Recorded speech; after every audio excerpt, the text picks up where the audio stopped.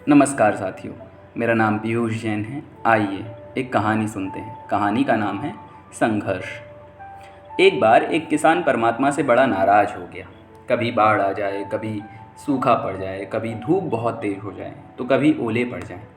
हर बार कुछ ना कुछ कारण से उसकी फसल थोड़ी खराब हो जाती थी।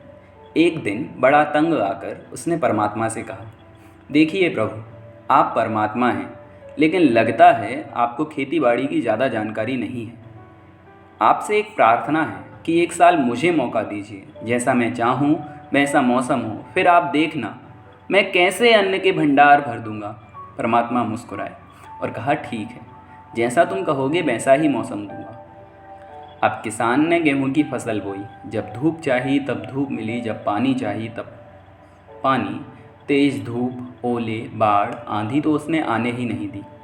समय के साथ फसल बढ़ी और किसान की खुशी भी, क्योंकि ऐसी फसल तो आज तक नहीं हुई थी। किसान ने मन ही मन सोचा, अब पता चलेगा परमात्मा को कि कैसे फसल करते हैं। बेकार ही इतने बरस हम किसानों को परेशान करते रहे। फसल काटने का समय भी आया। किसान बड़े गर्व से फसल काटने गया, लेकिन जैसे ही फसल काटने लगा, एकदम छाती पर हाथ रख कर बैठ गया।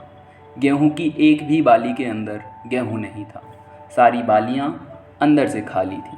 बड़ा दुखी होकर उसने परमात्मा से कहा, प्रभु, ये क्या हुआ? तब परमात्मा बोले, ये तो होना ही था। तुमने पौधों को संघर्ष का जरा भी मौका नहीं दिया। न तेज धूप में उनको तपने दिया, न आंधी ओलों से जूझने दिया। उनको किसी प्रकार की चुनौती का एहसास जरा भी नहीं होने दिया। इसलिए सब पौधे खोखले रह गए। जब आंधी आती है, तेज बारिश होती है, ओले गिरते हैं, तब पौधा अपने बल से ही खड़ा रहता है।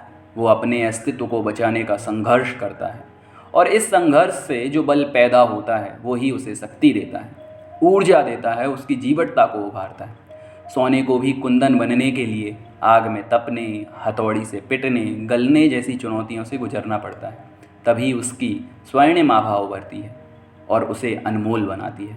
इसी तरह जिंदगी में भी अगर संघर्ष ना हो, चुनौती ना हो, तो आदमी खोखला ही रह जाता है। उसके अंदर कोई भी गुण नहीं आ पाता।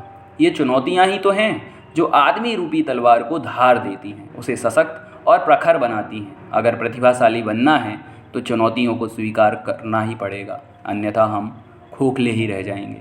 अगर ज़िंदगी में प्रखर बनना है, प्रतिभाशाली बनना है, तो संघर्ष और चुनौतियों का सामना तो करना ही पड़ेगा। धन्यवाद।